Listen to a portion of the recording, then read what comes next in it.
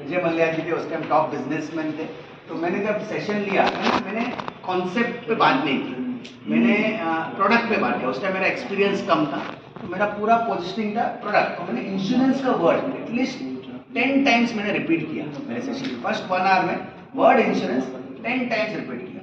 तो ब्रेक में, जैसे ब्रेक हुआ फर्स्ट ब्रेक, मैंने जाके विजय मल्ल्या जी को पूछा कैसा लगा आपको सेशन। तो उन्होंने बोला कि जैसे आपने वर्ड इंश्योरेंस बोला, मैं मेंटली स्विच ऑफ हो गया, मेंटली स्विच ऑफ हो गया। मैं यहाँ पे बैठा था आपके सामने। अगर आपको भी हो कि एक ग्रुप अच्छा मिल जाए, वो एक्चुअली जो हुआ ना वो एक्सटर्नल बड़े वाले हमारे Umang as good as tax free, उतना ज्यादा बड़ा इम्पैक्ट नहीं होगा। यस, जीवन लाभ में बड़ा इम्पैक्ट होगा। जीवन लाभ, जीवन आनंद, जीवन लक्ष्य में IRR 1.5 से डाउन होता है। IRR कितने से डाउन होता है टैक्सेशन के कारण? 1.5। समझो आपको 6.5 मिल रहा था टैक्स फ्री, टैक्सेबल होने के बाद कितना मिलेगा? 5%। बट उमंग में इम्पैक्ट इज जस्ट 0.2, 0.3, जो नेग्लिजिबल है, जो कस्टमर डेफिनेटली क्या कर सकता है? इग्नोर कर सकता है। बट एज ए एडवाइजर आपको ये 2 सेक्शन आपको याद रखना है, सेक्शन 194DA TDS का and secondly rule 11 USCA of section 50। I am very sure नया इंफॉर्मेशन है, बट एज एडवाइजर्स आप ये इंफॉर्मेशन कस्टमर्स को बताओ। ये सब आप CAs को बताओगे ना, तो CA को लगता है कि आप भी नॉलेजेबल, CA को लगता है आप भी। मैंने एम्प्लॉय का I have given more than 300 presentation canvassing, 300। CA को मैं जब प्रेजेंट करता हूँ, मैं जब सेक्शन 37 सब सेक्शन के बारे में बात करता हूँ, तो CA को लगता है कि मैं भी CA हूँ। तो मैं जो बोलता हूँ CA yes you are correct, क्योंकि उनको उतना नॉलेज नहीं है उस सब्जेक्ट का।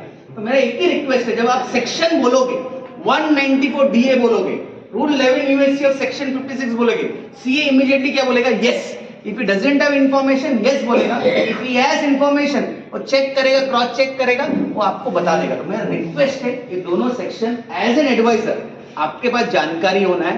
एंड मैं एक नया मैसेज दे रहा हूं आपको, फॉर मोर देन 5 लाख टू आप इजीली उमंग को प्रेजेंट करो। मोर देन 5 लाख, ऐसा सोचो it is as good as tax, ऐसा सोचो it is as good as tax. देखो ये अबव 5 लाख वाला रूल भी I am very sure this government वापस come back to power, Narendra Modi ji government comes back to power 2025 में 5 लाख का भी रूल 2.5 लाख होगा। And before 2029 right from first rupee returns क्या हो जाएगी? टैक्सेबल हो जाएगा। और कल मैंने बताया था कि इनहेरिटेंस टैक्स भी इंडिया में क्या आने वाला है, इवन डेथ लिमिट क्या हो जाएगा? टैक्सेबल हो जाएगा। तो मेरी एक ही रिक्वेस्ट है, थोड़ा एग्रेसिव हो जाइए बड़ा प्रीमियम के लिए, only on Jeevan Umang policy and less than 5 lakh. अब बाकी पॉलिसीज पे क्या कर सकते हो? फोकस कर सकते हो। क्या किसी को कुछ क्वेश्चन है? टोटल प्रेजेंटेशन का हुकुम का इतना तो आपने आज दिखा दिया। नहीं सेक्शन बताने से अपना ये सबसे पार्टी पर सबसे बेस्ट पार्ट है, कल पेंडिंग रह गया था। ये सेक्शन बता देना तो पार्टी के बाद हमारा बेस्ट भी बहुत अच्छा है। तो डेट टू बिजनेस का वैल्यू कितना हो जाता है? 80 लाख हो जाता है। वैसे कस्टमर को बोलो ये दोनों का कॉम्बिनेशन करोगे, एडवांटेज क्या है? आपने समझो 1 करोड़ का इन्वेस्टमेंट किया, जब आप जिंदा रहोगे आपको ज्यादा रेट मिलेगा, और जब आपका डेथ होगा पूरा 1 करोड़ नॉमिनी को नहीं जाएगा। कितना जाएगा नॉमिनी को?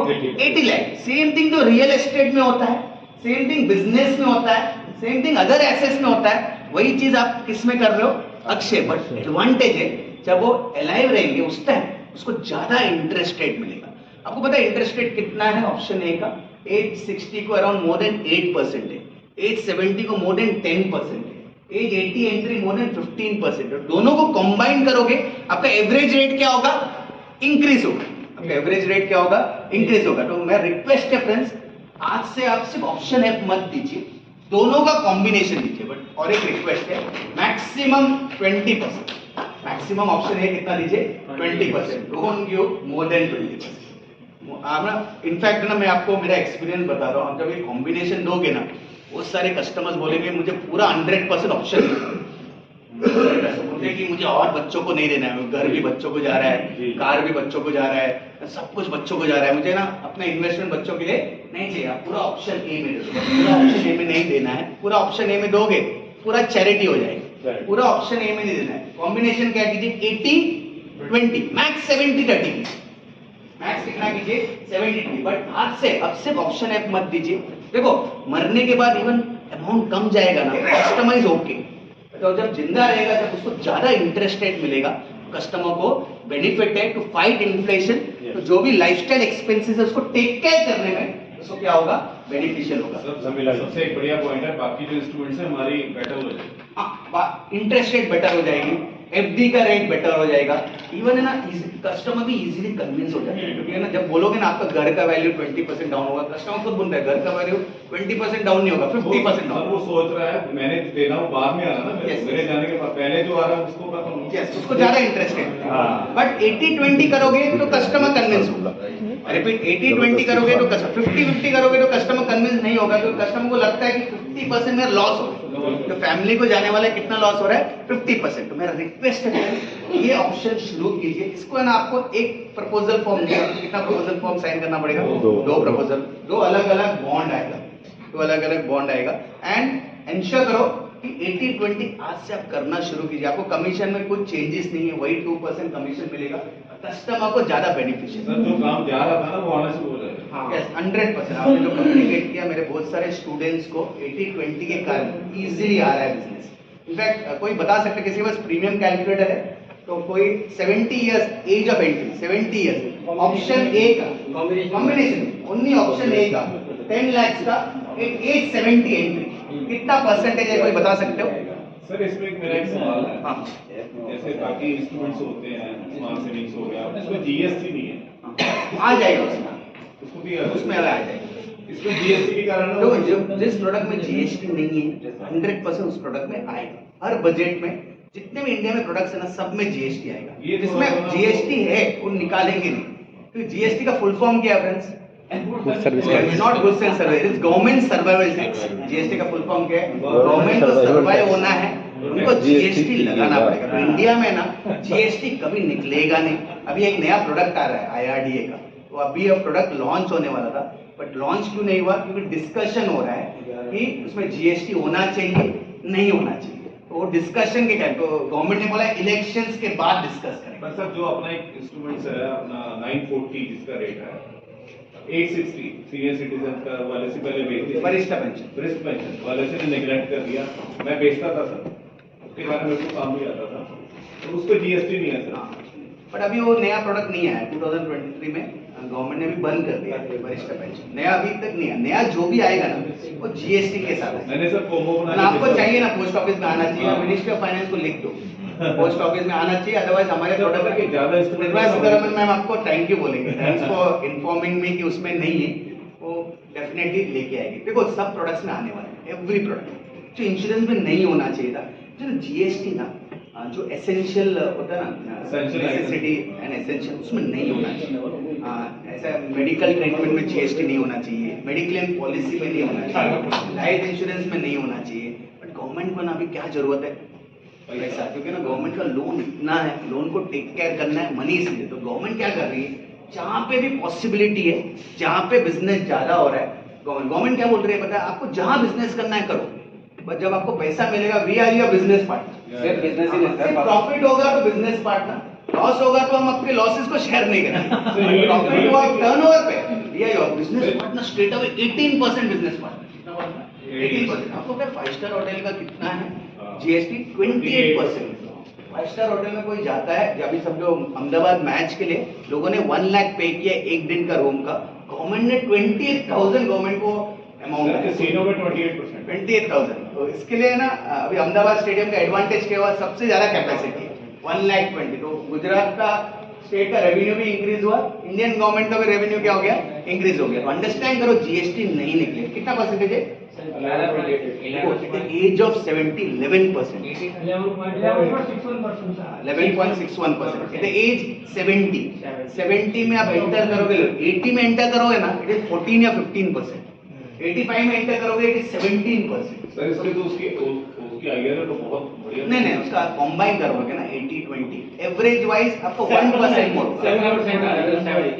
1%, 0.5%, 0.9%, 2% वर्क। ये तो सर कितने अमाउंट को समझ में आता है कि हम कम बना देंगे। छोटे अमाउंट में भी बना, 5 लाख में भी बना सकते हैं। 5 लाख में बनाएंगे। मिनिमम कितना है?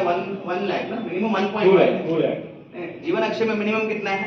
1 लाख, 1.5। जीवन अक्षय 30-20 का रेशियो रहेगा। 80-20, 10 लाख होगा, 10 लाख होगा, तो आपको क्या करना है? 8 lakh option F, 2 lakh option A, 5 lakh रहा 2 lakh option A, 3 lakh option F। 2 bond जाएंगे पार्टी। दो बंद। तो कहना गेट गारंटी करेंगे, यस और नो? करना है, इनिशिएट करना है, आज से कम्युनिकेशन करना है। एंड आपका ओवरऑल इंटरेस्ट रेट क्या होगा? सर आपने बहुत बढ़िया पॉइंट बताया कि अदर कॉम्पिटिटर से क्या होगा, हमारा प्रोडक्ट अच्छा हो जाएगा। आज का जो एफडी रेट है उससे भी क्या होगा, अच्छा हो जाएगा। आज का जो सीनियर सिटीजन स्कीम है उससे भी क्या होगा, अच्छा होगा। अभी हमने ना एक सीनियर सिटीजन स्कीम का किया हुआ है, मेरे स्टूडेंट ने मुंबई में 72 ईयर थे, उनको ऑप्शन मंथली मोड, आपको मंथली में ही मिलना है, तो आप क्या कर सकते हो, री इन्वेस्ट कर सकते हो। तो ये फ्रेंड्स 10 ईयर्स का शांति का रेट था और एक 5 ईयर्स का शांति का देखिए। सर एक चीज जैसे 80-20 आपने बोला है ना, 80-20 वो 20 हम अक्षय में दे दें इमीडिएट पेंशन में, और 50 जो आपने 80 बोला है वो हम शांति में डेवलपमेंट के साथ कर सकते हो, ऐसे कॉम्बिनेशन कर सकते हो, बट मैंने अक्षय का कॉम्बिनेशन आपको दिया। 80-20, 80 ऑप्शन F, 20 ऑप्शन A। आपको ना शांति अक्षय कॉम्बाइन करना है, वो भी कर सकते हो। आपको है ना रेट ऑफ इंटरेस्ट और बढ़ सकता है उसका। इंक्रीज हो जाए रेट। देखो मैंने क्या बताया कि शांति का आईआरआर कैलकुलेट करोगे, जितना अक्षय का रेट है उतना ही है, फिर जितना अक्षय का रेट होता है उतना ही है। शांति क्या करता है, आज का अक्षय का रेट फ्यूचर के लिए क्या करता है, लॉक करता है, दैट्स इट। आप कोई दूसरा प्रोडक्ट में इन्वेस्ट करोगे तो आपको मे बी आज आपको एफडी रेट अच्छा रहेगा, आफ्टर 10 ईयर्स एफडी रेट क्या हो जाएगा, डाउन हो जाएगा। तो आप कितना भी आप कॉम्बिनेशन कीजिए आपको रेट उतना ही वर्कआउट होगा। आप है ना 5 ईयर डिफरमेंट कॉम्बाइन कीजिए, 10 ईयर डिफरमेंट कॉम्बाइन कीजिए, एवरेज आईआरआर इंक्रीज नहीं होगा। देखो एलआईसी क्या कर रही है, जब तक डिफरमेंट पीरियड तक कुछ भी इंटरेस्ट पे आउट नहीं होता, रिपीट, डिफरमेंट पीरियड तक कुछ भी इंटरेस्ट पे आउट नहीं होता है। तो एलआईसी क्या करती है, आपके पैसे को री इन्वेस्ट करती है।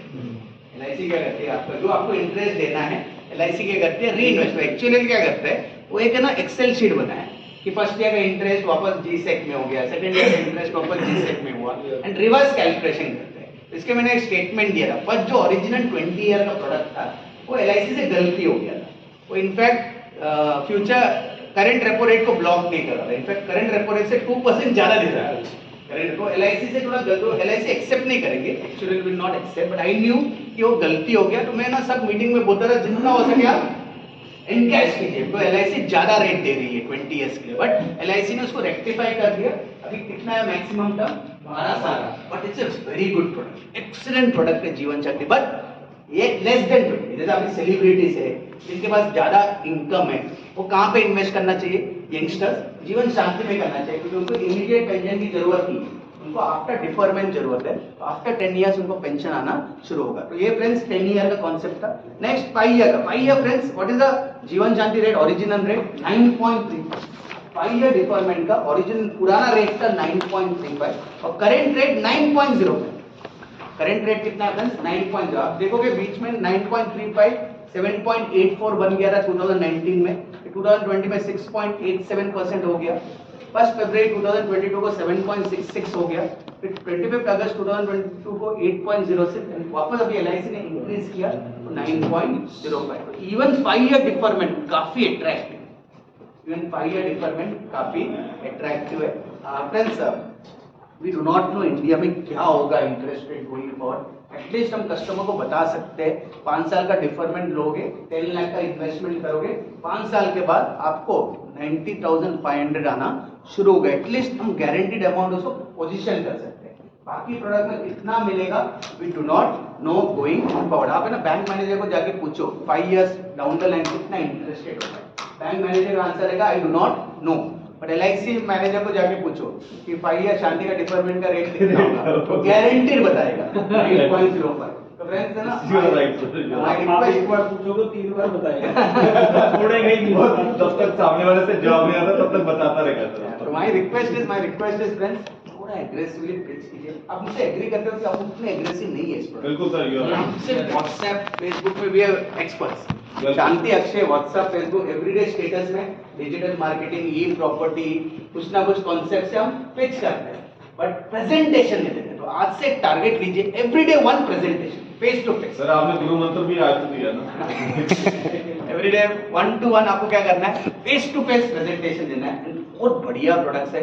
इनफैक्ट अक्षय का भी देखिए, हिस्टोरिकल अक्षय का रेट देखिए। 1990 में रेट कितना था 12.68, 2000 में रेट कितना था 10.83, 2010 में रेट कितना था 7.51, 2020 में रेट कितना था 5.39, 2030 में 3% हो सकता है, 2040 में 1% हो सकता है। इनफैक्ट मेरा प्रेडिक्शन हमेशा है ना, मुझे इस इंडस्ट्री में मिस्टर नॉस्ट्रेडमस बोलते हैं, जो मैं फ्यूचर का प्रेडिक्ट करता हूँ हमेशा करेक्ट होता है। अब मेरे YouTube वीडियोस काफी सारे हैं। आप ही देखते हो? हाँ, आप ही देखते हो? YouTube वीडियोस है, तो आप जस्ट देख लीजिए और देख लीजिए YouTube वीडियोस। मैंने ना LIC में रिटर्न्स टैक्सेबल, SIP टैक्सेबिलिटी 2016-2017 में मैंने प्रेडिक्ट किया, बिटकॉइन टैक्सेबिलिटी कितना परसेंटेज होगा। वैसे friends I am very very clear कि ये प्रोडक्ट भी नहीं होगा, ये प्रोडक्ट LIC रखना भी नहीं चाहिए, है ना। If I was the actual में डिसकंटिन्यू करता, क्योंकि एनीथिंग गारंटीड फॉर लाइफ। देखो फ्रेंड्स, जो 1990 में लिया था ना सीनियर सिटीजन, उसको 12.6 आज मिल रहा है। बट LIC ने उस टाइम ना 30 ईयर के GSEC में इन्वेस्ट किया था। उनका पैसा किसमें इन्वेस्ट किया था? 30 ईयर GSEC। वहां पे LIC को 14% आ रहा था, तो 30 ईयर GSEC 2020 में खत्म हो गई, तो LIC ने रिन्यू किया है। LIC ने उस अमाउंट को क्या कर दिया, अभी रिन्यू किया है। LIC ने 7.68 में रिन्यू किया। कितने में रिन्यू किया? कस्टमर को कितना देना है? 12.68। LIC टेक केयर कर रही है, तो कस्टमर का लाइफ एक्सपेक्टेंसी ज्यादा रहेगा, तो LIC को क्या हो सकता है? नुकसान हो सकता है। LIC जब इंटरेस्ट रेट कम होता है तो मार्जिन भी क्या हो जाता है? कम हो जाता है। इंटरेस्ट रेट ज्यादा रहता है तो मार्जिन मनी क्या रहता है? ज्यादा। तो अंडरस्टैंड कीजिए, ये प्रोडक्ट ज्यादा दिन नहीं रहेगा। एक मिशन आप लीजिए, every product every customer should take a Jeevan Akshay जीवन जाने। मैं आप सभी को भी टारगेट दे रहा हूँ, सभी का अक्षय शांति होना जरूरी है और योर ओन नेम। सबका एक ऑप्शन ए में भी होना जरूरी है, सबका एक ऑप्शन ए में। LIC को ये भी क्या आप बता के लेना, 2 लाख रुपया कम मिलेगा। LIC 12 लाख रुपये देगी। LIC है ना, LIC को आपको कुछ ना कुछ चैरिटी देना है, तो आप ऑप्शन ए लीजिए। तो जब आप LIC तो आपको क्या मिलेगा? ज्यादा इंटरेस्ट रेट मिलेगा। जब आप नहीं रहोगे तो पैसा किसको जाएगा? LIC ऑफ इंडिया को जाएगा। वैसे आपको कस्टमर को, एवरी कस्टमर को ये देना जरूरी है। तो ये था अक्षय शांति। अभी हम कॉन्सेप्ट सेलिंग शुरू करेंगे। मैं 10 अलग अलग कॉन्सेप्ट दूंगा, I give you 10 different concept. First concept, सबसे बेस्ट कॉन्सेप्ट है, नोट डाउन कीजिए, property rental concept. First concept is the best concept. Property digital property, E property से भी कॉन्सेप्ट को मार्केट करते हैं, पर best name concept is virtual property rental plan. इसमें क्या करना है? फर्स्ट स्लाइड में कस्टमर के साथ थोड़ा डिस्कशन करना है। फर्स्ट स्लाइड में कि आज आपके एरिया का रेंटल अमाउंट कितना है, उनको उनके साथ डिस्कशन करना है। 10 लाख का घर रहेगा, रेंटल अमाउंट कितना है? 25 लाख का घर रहेगा, रेंटल अमाउंट कितना है? 50 लाख का घर रहेगा तो रेंटल अमाउंट कितना है? 1 CR का घर रहेगा तो रेंटल अमाउंट कितना है? तो मैंने जो रेट दिया वो एवरेज इंडिया का रेट है कि 10 लाख का घर रहेगा तो रेंटल अमाउंट अक्रॉस इंडिया कितना है? 3000 पर मंथ। 25 लाख का घर रहेगा तो रेंटल अमाउंट कितना है? 6000 पर मंथ। 50 लाख का घर रहेगा तो रेंटल अमाउंट कितना है? 12000 पर मंथ। और 1 CR का घर रहेगा तो रेंटल अमाउंट कितना है? 24000 पर मंथ। ये आपके एरिया में से मैच हो रहा है फ्रेंड्स? नहीं, आपके एरिया में कितना है? किसी घर है यहाँ पे अपार्टमेंट रेंट पे? किसी ने अपार्टमेंट लिया है जो रेंट पे है? सर पंचकुला यहाँ मैच होता है सर। ये 1 करोड़ का अगर फ्लैट लेंगे तो लगभग 19-20 हजार रुपए, 20 हजार के आसपास किराया है। आप बिल्कुल 5% होता है ये अप्रोक्सीमेट। आपके आपका आपके नहीं, आप में घर की बात करो, जैसे कि क्वार्टर टाइप बना के, हाँ, तो उसमें तो ज्यादा बचत है। 10 लाख नहीं सर, वो चीज सर हरियाणा में हो जाता है वो अलग चीज है सर। ठीक है सर, ये मैच है अपने एरिया में, average matching matching matching note down कीजिए। आपके एक Frank night research agency, Frank FRANK Frank night ANIGHT Frank FRANK ये रियल एस्टेट रिसर्च एजेंसी है, नंबर 1 ब्रोकरेज कंपनी और रिसर्च एजेंसी। अभी विराट कोहली, रोहित शर्मा जब घर लेते हैं तो इस ब्रोकर से लेते हैं, फ्रैंक नाइट। ये वर्ल्ड के number 1 research agency and broker agency है, जो इंडिया में भी उनका ऑपरेशन है। FRANK Frank night KNIGHT। वो ना रिसर्च करते हैं, 8 सिटीज का रिसर्च करते हैं इंडिया में। 8 सिटीज में आता है मुंबई, सेकेंड आता है NCR, सेकेंड आता है NCR, फिर आता है कोलकाता, फिर बैंगलोर, चेन्नई, हैदराबाद, पुणे, अहमदाबाद। तो ये 8 सिटी का उन्होंने रिसर्च किया है कि एवरेज रेंटल जो मैं बता रहा हूँ वो मैं वहां से मैंने सोर्स किया हुआ है। सोर्स डिट फॉर्म, आपको कुछ भी रियल एस्टेट के बारे में इंफॉर्मेशन चाहिए उस साइट में आपको पूरा इंफॉर्मेशन मिलेगा। जो भी है ना, लोग बोलते हैं कि आज रियल एस्टेट का डिमांड है, उस वहां जाओगे तो आपको पता चलेगा रियल एस्टेट का डिमांड नहीं है। डिमांड सप्लाई का बहुत बड़ा मिसमैच है। हर सिटी में ऑलमोस्ट 1 लाख प्लस एम्प्टी पड़ा हुआ है, because of which rates India में इंक्रीज नहीं हो रहा है। तो नॉर्मली मैं क्या एडवाइस करता हूँ, जब भी आप कुछ इंफॉर्मेशन चाहिए ना तो आप कोई एक्सपर्ट का सुनो, बट उसके साथ आप कोई रिसर्च एजेंसी को भी क्या करो, फॉलो करो। तो फ्रैंक नाइट रिसर्च एजेंसी, उनके साइट में जाइए, बहुत सारे रिपोर्ट है, उनका रिपोर्ट के हिसाब से ये एवरेज रेंटल रेट है। आपके एरिया में थोड़ा चेंज होगा, इनकेस आपके एरिया में चेंज होगा तो आप चेंजेस यहाँ पे मेंशन करो। आप ना इस पीपीटी को एडिट करो एंड आप अपने एरिया के हिसाब से रेंटल, सपोज आपके एरिया में 1 CR पे 30,000 है तो 30,000 मेंशन करो। 50 लाख में समझो 10,000 है, 10,000 मेंशन करो। तो आप चेंजेस कीजिए आपके पीपीटी में। नेक्स्ट आपको क्या बताना है, नेक्स्ट इसमें यही सेम अमाउंट समझो हम अक्षय में इन्वेस्ट करते हैं, सेम अमाउंट हम अक्षय में इन्वेस्ट करते हैं, तो हम अक्षय में इमीडिएट एन्युटी कितना हो, सेम अमाउंट हम अक्षय में इन्वेस्ट करते हैं तो अक्षय में इमीडिएट एन्युटी कितना, 10 लाख में अक्षय में कितना मिलेगा फ्रेंड्स, 5,500। 25 लाख में अक्षय में इमीडिएट एन्युटी कितना मिलेगा, 13,500। 50 लाख में अक्षय में इमीडिएट एन्युटी कितना मिलेगा, 27,500। और 1 करोड़ में इमीडिएट एन्युटी कितना मिलेगा, 55,000। तो अक्षय में आपको ज्यादा मिलेगा as compare to rent, Akshay में आपको अमाउंट ज्यादा मिलेगा। तो आप देखोगे, सॉरी इसका कॉम्बो सर, नहीं not combo, it is option F. ये ऑप्शन एफ है, it is not combo, it is option F. Combo दोगे तो the price the rates will increase. तो मैंने सिर्फ ऑप्शन एफ के साथ कंपेयर, मैंने सिर्फ ऑप्शन एफ के साथ कंपेयर किया। 10 लाख आप ऑप्शन एफ में इन्वेस्ट करोगे तो 5,500 per month. 25 lakh option F में इन्वेस्ट करोगे तो 13,500। 50 लाख ऑप्शन एफ में इन्वेस्ट करोगे तो 27,500। 1 करोड़ ऑप्शन एफ में इन्वेस्ट करोगे तो कितना है, 55,000। तो आप देखोगे इमीडिएट माइनस रेंटल डिफरेंस देखिए, 10 लाख में आपको डिफरेंस एक्सेस अमाउंट कितना मिलेगा, 2,500। 25 लाख इन्वेस्टमेंट में एक्सेस अमाउंट कितना मिलेगा, 7,500। 50 लाख में एक्सेस इन्वेस्टमेंट कितना मिलेगा, 15,500। 1 करोड़ में एक्सेस इन्वेस्टमेंट कितना मिलेगा, 29,000। तो कस्टमर क्या बोलो, जो एक्सेस अमाउंट है ना उसको री इन्वेस्ट, कस्टमर क्या कम्युनिकेट करो, जो एक्सेस अमाउंट होगा उसको क्या कीजिए, री इन्वेस्ट कीजिए। देखो रियल एस्टेट में एक एडवांटेज है, एप्रिसिएशन है, यस और नो। और अक्षय का एक डिसएडवांटेज है, नो एप्रिसिएशन। तो एप्रिसिएशन का जो ऑब्जेक्शन आएगा उसको कैसे हैंडल करो, जो एक्सेस पैसा आएगा उसको आप री इन्वेस्ट करो। तो एक्सेस पैसा आएगा उसको क्या कीजिए, री इन्वेस्ट। री इन्वेस्ट कहाँ करोगे, कोई भी प्रोडक्ट में करो, LIC प्लान में री इन्वेस्ट करो, या आपको FD प्लान में री इन्वेस्ट करो, या आप SIP में री इन्वेस्ट करो, शेयर मार्केट में री इन्वेस्ट करो, बिटकॉइन में री इन्वेस्ट करो, जहां आपको री इन्वेस्ट करना है री इन्वेस्ट करो। बट मैंने ना आपको बुक में एक ऑप्शन दिया हुआ है, आप जीवन लाभ में री इन्वेस्ट करो। जो भी एक्सेस अमाउंट है आप किस में री इन्वेस्ट करो, जीवन लाभ। जितना भी डिफरेंट है वहां से आपको पहले भी मिसमैचिंग करना। एक मिनट,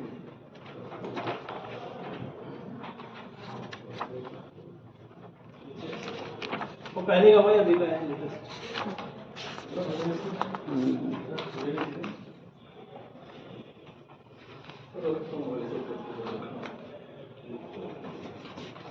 ओके, आप पीपीटी को रेफर कीजिए, उतना चेंजेस कर दीजिए बुक में। हाँ, जब पीपीटी मिलेगा, पीपीटी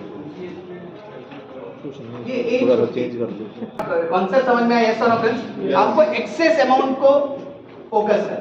तो जनरली एक ऑब्जेक्शन और भी आता है, जैसे कि हमने रेजिडेंशियल प्रॉपर्टी से हमने कंपेयर किया है, Commercial। कस्टमर जो होता है वो कहता है कमर्शियल में हमारे Commercial 1 करोड़ पे भी 1 लाख रुपए का रेंट आता है, तो एप्रिसिएशन भी बहुत फास्ट होती है और रेंटल भी हमें अच्छा मिलता है।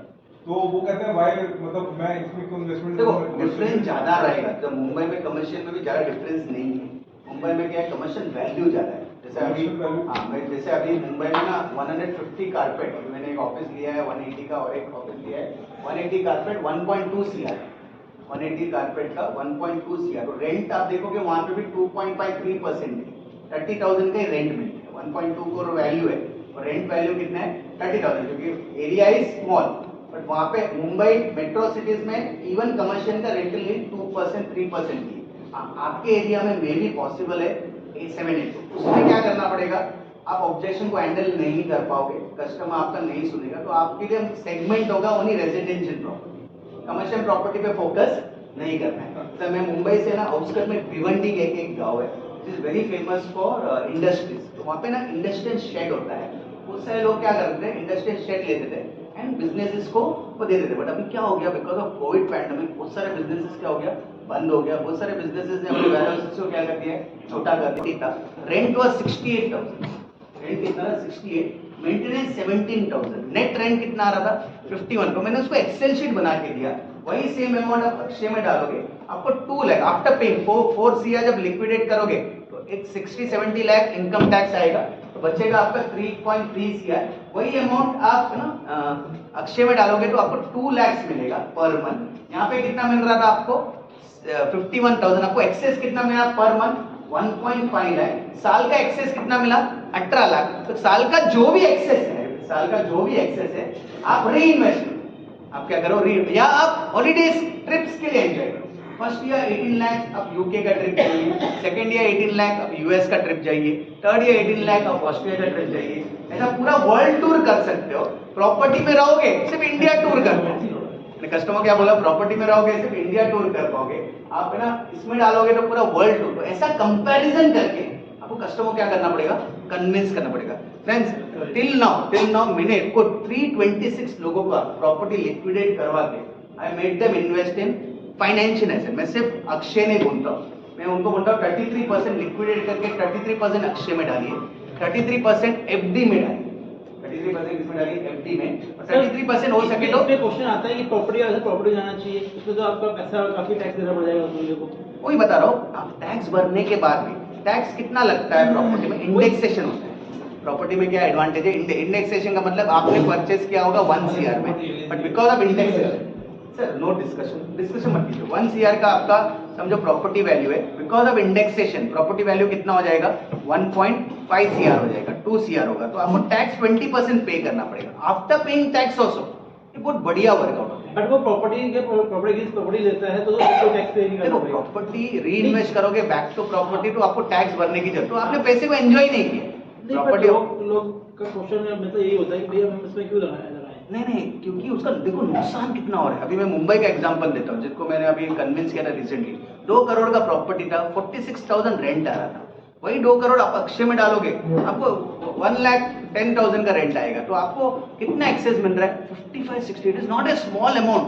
आज जो लोग प्रॉपर्टी में डाल के रेंट कमा रहे हैं, losing out 2% yield month after month, losing out 2% yield month after month. In fact, Noida, Gurgaon, Bangalore, Chennai, जिन्होंने भी प्रॉपर्टी में डाला है वो काफी नुकसान हो रहा है, क्योंकि जो एक्सेस मनी मिल रहा है उससे आप लाइफस्टाइल एंजॉय कर सकते हैं।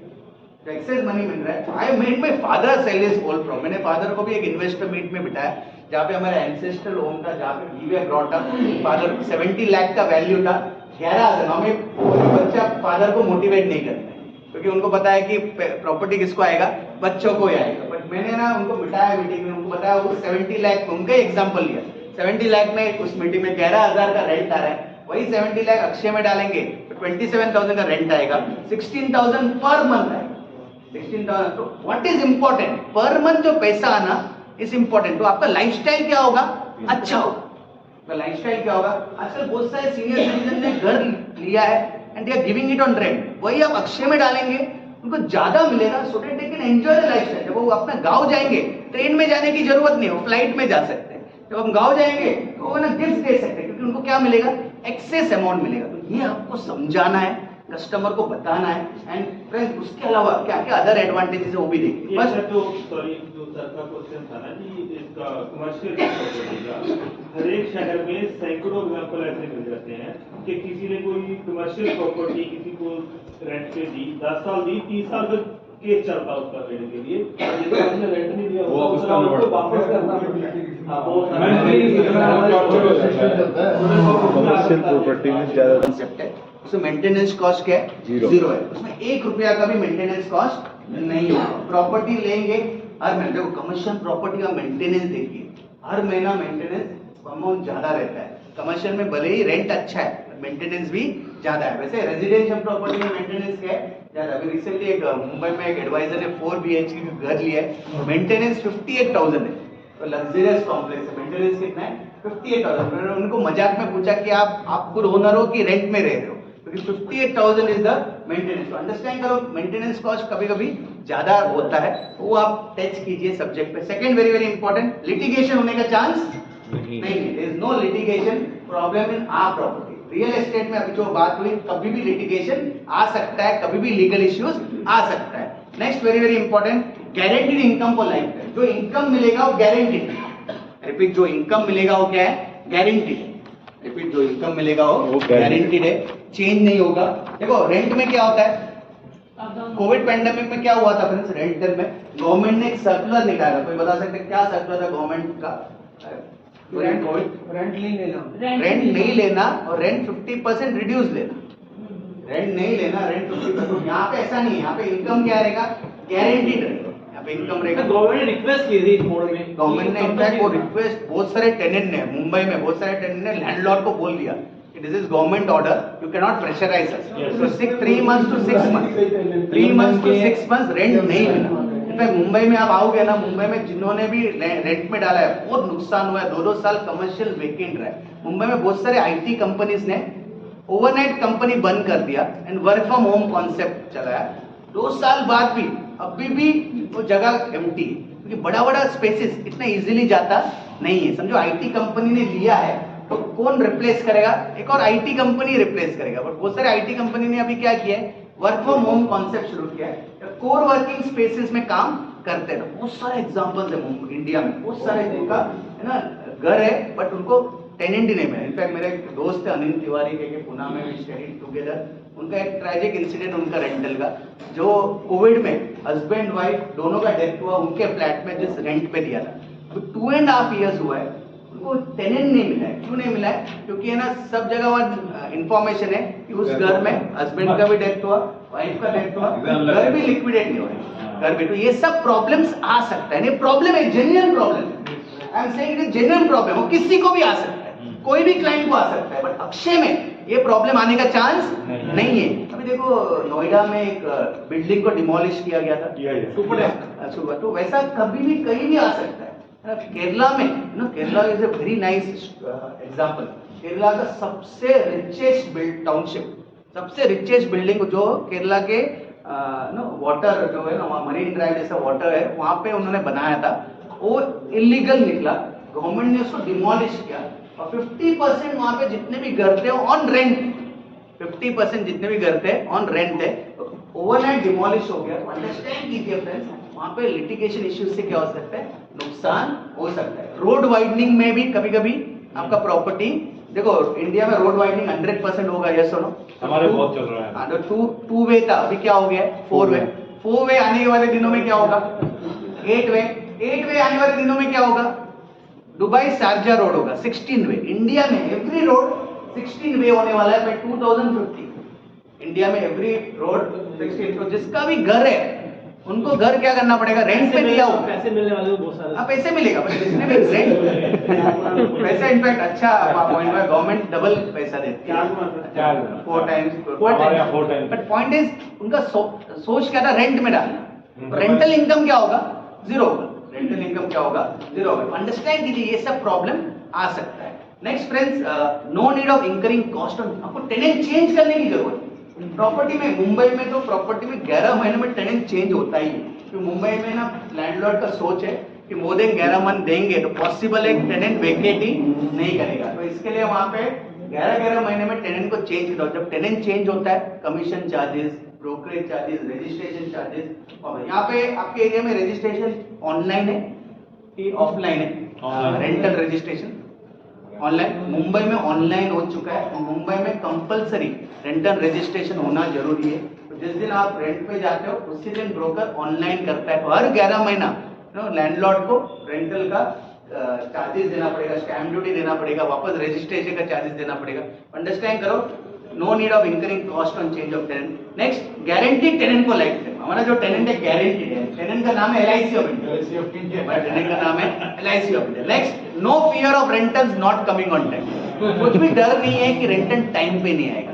कोविड पैंडेमिक में देखो, जो भी टेनेंट था वो लैंडलॉर्ड को रिक्वेस्ट कर रहा था कि मेरे को इनकम नहीं आया है, सैलरी नहीं आया, मेरा बिजनेस इनकम डाउन हुआ है, तो डिले होगा, 2 महीना होगा, 3 महीना होगा। यहाँ पे कुछ फियर नहीं है। जिस डेट में आपको बोला है उसी डेट आएगा। आधी रात को आ जाता है। हाँ, यस। नहीं, पुराने पुराना अक्षय में 1st ऑफ एवरी मंथ, पुराना जो अक्षर, अभी ऐसा नहीं, अभी आप डेट सिलेक्ट कर सकते हो, पर पुराना जो अक्षय था, आप जिस डेट को लगाया उस डेट को पुराना अक्षय के तरह पता है, अंडरस्टैंड, वेरी नाइस इन्फो। पुराना Akshay 1st of every month, समझो 1st पब्लिक हॉलीडे होता था, तो 2nd को नहीं आता था, 30th को आता। अंडरस्टैंड, LIC का 1st ऑफ एवरी मंथ, समझो पब्लिक हॉलीडे रहता था, तो 2nd को नहीं आता था। It used to come 1 day before. Good news देता हूं फ्रेंड्स, कोविड में भी किसी को भी डिले नहीं हुआ। इनफैक्ट कोविड में one official used to go to central office, एक ना आपको एक प्रोग्राम रन करना होता है, तो एक ऑफिसर जाते थे, ऑफिस ओपन करते थे, वो पर्टिकुलर प्रोग्राम रन करते थे, सो दैट सभी को पेंशन ऑन टाइम मिले। सर हमारा कोविड एडवांस भी ऐसी है, हमने शाम को भेजा सुबह वैसा। कोविड एडवांस में बहुत सारे मेरे स्टूडेंट्स ने बताया कि काम ही नहीं किया। बोला क्यों काम नहीं किया? LIC ने एडवांस कमीशन एडवांस कमीशन दे दिया, इसके हमने तो अप्लाई भी नहीं किया, ऐसे ही भेज दिया। एक क्लैप कीजिए LIC के लिए, वन बिग क्लैप।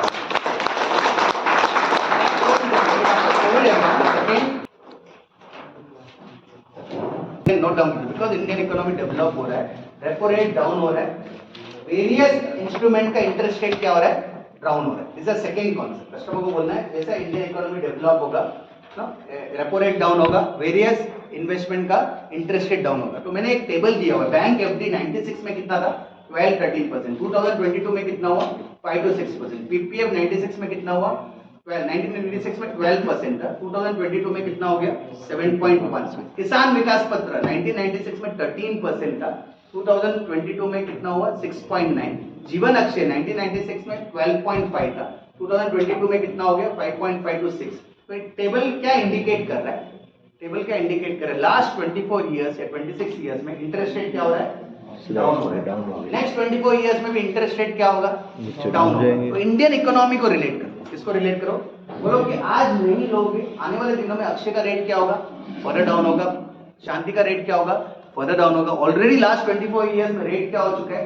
डाउन हो चुका है। इसको रिलेट कीजिए, ये सबसे बेस्ट कॉन्सेप्ट है फ्रेंड्स, क्योंकि कस्टमर्स भी इजीली रिलेट करेंगे। जो एक 50 ईयर ओल्ड है, 60 ईयर ओल्ड है, उनको आइडिया है 30 इयर्स बैक FD का रेट कितना था, 30 इयर्स बैक KVP का रेट कितना था। अंडरस्टैंड कीजिए, इजी रिलेट। बट जब तक आप कस्टमर को बताओगे नहीं, कस्टमर इसके बारे में सोचेगा नहीं। तो ये सेकेंड कॉन्सेप्ट है, इंडियन इकोनॉमी को relate.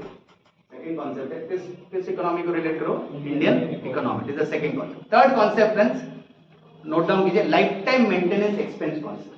Third concept is life time maintenance expense concept. Customer क्या बोलो, 3 एक्सपेंसेस है जो लाइफ टाइम आएगा। नोट डाउन कीजिए, आप बुक बंद कर सकते हो, आप है ना PPT को रेफर कीजिए। 3 एक्सपेंसेस है, 3 एक्सपेंसेस है जो लाइफ टाइम आने वाला है। कस्टमर को बोलो एक कौन सा एक्सपेंस है लाइफ टाइम आने वाला है, इवन ड्यूरिंग रिटायरमेंट? ठीक है, फूड एक्सपेंसेस। सेकंड है घर का मेंटेनेंस, एंड थर्ड है मेडिसिन एक्सपेंसेस। 3 एक्सपेंसेस है तो लाइफ टाइम आएगा।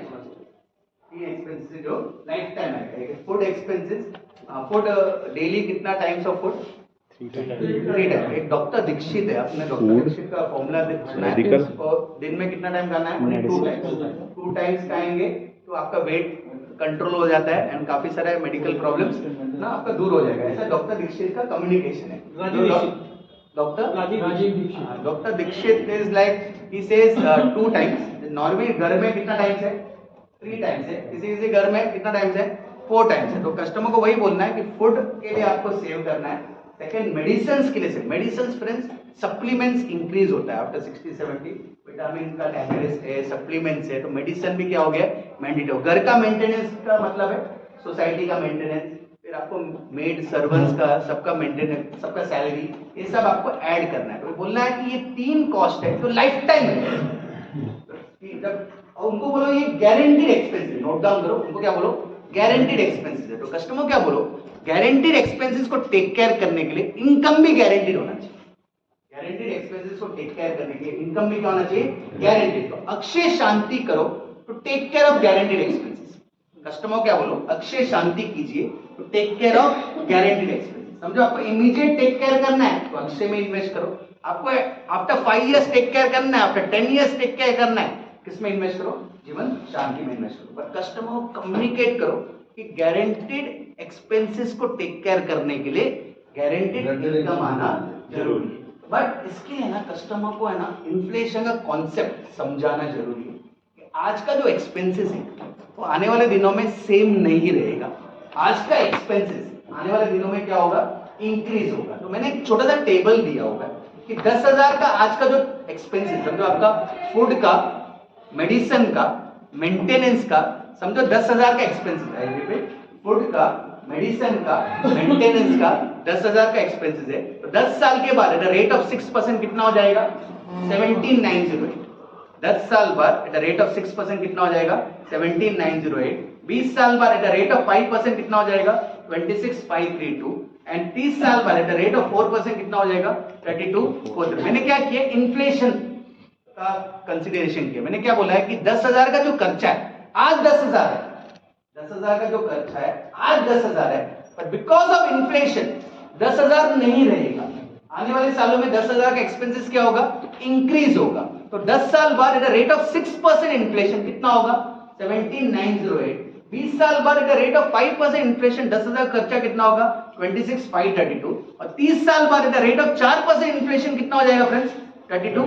बट मैं क्या कम्युनिकेट करना चाह रहा हूं कि जब आप प्लानिंग करते हो तो आज का खर्चे का प्लान मत करो, फ्यूचर में जो आने वाला खर्चा है उसका प्लान। जब भी आप सेविंग करोगे शांति अक्षय में, आज के खर्चे के हिसाब से सेविंग मत करो, फ्यूचर में जो खर्चा आएगा उसके बारे में सेविंग करो। आप मुझसे एग्री करते हैं इन्फ्लेशन रहेगा इंडिया में, यस और नो? बट इन्फ्लेशन परसेंटेज कम होगा।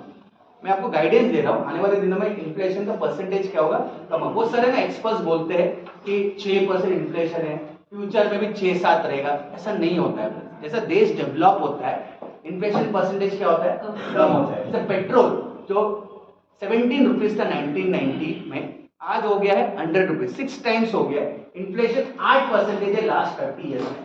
वापस 8% नहीं होगा, वापस 8% मतलब 100 रुपया 700 होगा, जो होने वाला नहीं है। पेट्रोल मैक्स कितना होगा, 170 to 220 230 तक होगा। आजकल इंडिया में हर चीज एक रेट पे पहुंच गया है, होगा ग्रोथ, पर ज्यादा इन्फ्लेशन रेट नहीं रहेगा। तो कस्टमर को वही बताना है कि इन्फ्लेशन आने वाले दिनों में क्या होगा, कम होगा। तो 4% इन द नेक्स्ट 30 इयर्स मतलब 10,000 का खर्चा कितना होगा, 30। तो ये बहुत इंपॉर्टेंट टेबल है। जब भी आप प्लानिंग करोगे तो आज के एक्सपेंसेस के हिसाब से प्लानिंग मत करो, फ्यूचर के एक्सपेंसेस के हिसाब से प्लानिंग करो।